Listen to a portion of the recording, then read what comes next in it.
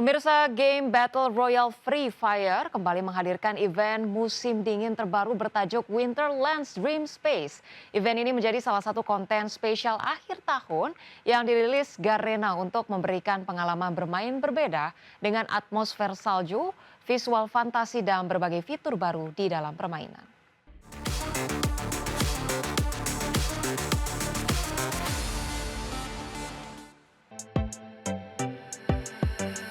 Game Battle Royale Free Fire kembali menghadirkan event musim dingin terbaru bertajuk Winterland Dream Space. Dalam event Winterland Dream Space, banyak pemain diajak masuk ke dunia musim dingin yang dihadirkan melalui desain map bertema salju dan elemen visual khas. Suasana dunia fantasi ini dirancang untuk memberikan nuansa baru bagi para pemain, sekaligus menjadi daya tarik utama selama periode event berlangsung. Garena juga menyisipkan berbagai fitur dan mekanisme baru yang dapat dimanfaatkan pemain saat bertanding. Mulai dari area khusus dalam map, elemen interaktif, hingga pengalaman tempur yang disesuaikan dengan tema musim dingin. Kehadiran fitur ini diharapkan mampu memberikan variasi strategi dan gaya bermain yang lebih segar. Tak hanya map dan fitur baru, event Winterland Dream Space juga menawarkan item eksklusif bertema musim dingin. Pemain bisa mendapatkan berbagai hadiah menarik seperti skin senjata, bundle karakter, emote, dan item kosmetik lainnya. Seluruh hadiah tersebut dapat diperoleh melalui partisipasi dalam event dan penyelesaian misi tertentu. Kehadiran event musim dingin ini menjadi bagian dari strategi Garena untuk menjaga antusiasme komunitas Free Fire, khususnya di penghujung tahun. Dengan terus menghadirkan konten tematik dan inovatif, Garena berupaya mempertahankan posisi Free Fire sebagai salah satu game mobile paling populer di Indonesia dan global. Berbagai sumber, IDX Channel. Pemirsa, PT Bluebird Tbk atau Bird menyiapkan lebih dari 25.000 armada aktif dan 27.000 pengemudi selama periode libur akhir tahun. Langkah ini dilakukan untuk menjaga kualitas layanan di tengah lonjakan mobilitas masyarakat. PT Bluebird Tbk menyiapkan lebih dari 25.000 armada aktif dan 27.000 pengemudi selama periode libur akhir tahun. Direktur Utama PT Bluebird Tbk Adrianto Joko Sutono menyatakan, kesiapan layanan multimoda menjadi kunci utama menghadapi musim liburan. Perseroan memperkuat armada, pengemudi, dan standar operasional terutama di area dengan permintaan tinggi. Bluebird memastikan setiap titik perjalanan pelanggan tetap terhubung dengan baik sepanjang libur akhir tahun. Di mana tren permintaan layanan Bluebird Group pada akhir tahun diperkirakan meningkat 15 hingga 25% berdasarkan riwayat tahun sebelumnya. Peningkatan mulai terlihat sejak November seiring kebiasaan pelanggan memesan layanan lebih awal. Layanan Golden Bird, Big Bird, dan City Trans diproyeksikan mencatat lonjakan tertinggi didukung taksi Bluebird dan Silverbird. Adapun Chief Marketing Officer PT Bluebird Tbk Monita Murdani menyebut berbagai kemudahan disiapkan melalui akses digital dan fitur kenyamanan pelanggan. Layanan dapat diakses melalui aplikasi My Bluebird termasuk fitur advance booking untuk perencanaan perjalanan. Bluebird juga memperkuat kolaborasi dengan maskapai, hotel, pusat belanja, serta memastikan pemantauan operasional 24 jam melalui Customer Response Center. Berbagai sumber IDX Channel. Pemirsa, PT Sinergi Multi Lestarindo Tbk bersiap menembus pasar ekspor minyak pada ataupun menjelang tahun 2026. Untuk mewujudkan rencana ekspor ini, SMLE menggandeng PT Kencana Alam Sakti sebagai mitra distribusi yang akan membantu menyalurkan produk ke pasar global seperti India, China, dan Eropa. PT Sinergi Multi Lestarindo Tbk bersiap menembus pasar ekspor minyak nilam menjelang tahun 2026. Perusahaan yang bergerak di bisnis bahan baku ini merencanakan pengiriman minyak nilam ke luar negeri sekaligus meluncurkan merek produk sendiri.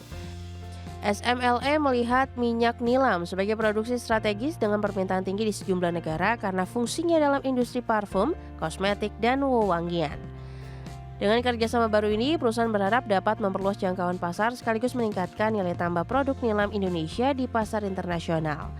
Indonesia selama ini dikenal sebagai salah satu produsen minyak nilam utama dunia yang sebagian besar diekspor terutama ke Eropa dan Asia. Karena minyak nilam dipakai sebagai bahan penting dalam wewangian dan kosmetik. Strategi ekspor ini diharapkan tidak hanya meningkatkan volume penjualan, tetapi juga membuka peluang pasar baru serta memperkuat posisi SMLE di industri global minyak atsiri. Perseroan juga menyiapkan peluncuran merek produk sendiri untuk mendukung upaya ekspor dan memperluas lini bisnis, bukan sekedar menjual bahan baku kepada pihak lain. Langkah ini selaras dengan target SMLE dalam meningkatkan nilai tambah produk dan memperbesar kontribusi terhadap devisa negara melalui ekspor komoditas unggulan. Secara keseluruhan, persiapan ekspor minyak nilam oleh SMLE melalui kerjasama distribusi dan peluncuran merek produk sendiri menjadi strategi penting untuk memasuki pasar global. Langkah ini juga menunjukkan peluang kuat Indonesia sebagai produsen minyak nilam unggulan dunia, sekaligus memperluas pangsa pasar dan meningkatkan pertumbuhan bisnis menjelang 2026. Berbagi sumber, IDX Channel. Pemirsa, meski kinerja PT Tiga Raksa Satria Tbk menurun sepanjang 2025, namun manajemen sedang menyiapkan strategi pemulihan untuk mengembalikan pertumbuhan pada 2026. Perusahaan distribusi produk konsumsi ini terus menyusun rencana agar pendapatan kembali meningkat setelah tekanan penurunan tahun ini. Meski kinerja PT Tiga Raksa Satria Tbk menurun sepanjang 2025, namun manajemen sedang menyiapkan strategi pemulihan. Hingga kuartal 3 2025, pendapatan TGKA terus sekitar 5,56% secara tahunan dari 10,07 triliun menjadi 9,51 triliun rupiah. Penurunan ini terutama terjadi pada lini distribusi produk susu, makanan ringan, dan barang konsumen lainnya yang menjadi tulang punggung bisnis TGKA. Manajemen memahami bahwa daya beli konsumen yang belum pulih menjadi salah satu tantangan terbesar saat ini, sehingga diperlukan langkah strategis untuk meningkatkan permintaan dan kinerja penjualan di sisa tahun. Untuk pemulihan kinerja pada 2026, TGKA tengah menyiapkan sejumlah strategi. Salah satunya adalah memperkuat kerjasama dengan prinsipal baru untuk memperluas portofolio produk dan meningkatkan distribusi di berbagai wilayah. Industri kontan selain itu, perusahaan juga fokus meningkatkan efisiensi internal, termasuk melalui transformasi sistem operasional dengan adopsi teknologi baru dan perbaikan proses distribusi. TGKA optimistis permintaan konsumen akan mulai pulih seiring kondisi ekonomi yang membaik, sehingga langkah kolaborasi prinsipal baru dianggap penting untuk membawa kenaikan penjualan.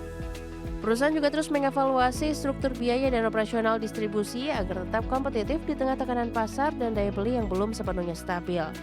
Secara keseluruhan, Tiga Raksa Satria memetakan strategi menyeluruh untuk memulihkan kinerja di 2026 dengan memperluas jaringan prinsipal, meningkatkan efisiensi operasional, dan menyesuaikan struktur bisnis dengan kondisi pasar saat ini. Dengan langkah-langkah ini, TGKA berharap dapat kembali tumbuh secara signifikan setelah mengalami tantangan penurunan pendapatan di 2025. Berbagai sumber, IDX Channel. Pengguna aplikasi navigasi Waze akhirnya melihat tes awal fitur baru yang menandai lampu lalu lintas di dalam peta aplikasi. Langkah ini dipandang sebagai salah satu upaya Waze untuk mendekati kemampuan fitur yang sudah lama dimiliki saudaranya, yaitu Google Maps. Pengguna aplikasi navigasi Waze akhirnya melihat tes awal fitur baru yang menandai lampu lalu lintas di dalam peta aplikasi. Sesungguhnya fungsi menampilkan lampu lalu lintas sudah menjadi fitur yang banyak diminta pengguna Waze selama bertahun-tahun. Saat navigasi aktif, aplikasi hanya menunjukkan maksimal 3 ikon lampu lalu lintas terdekat agar tidak membuat antar muka terlalu ramai dan mengganggu pengemudi.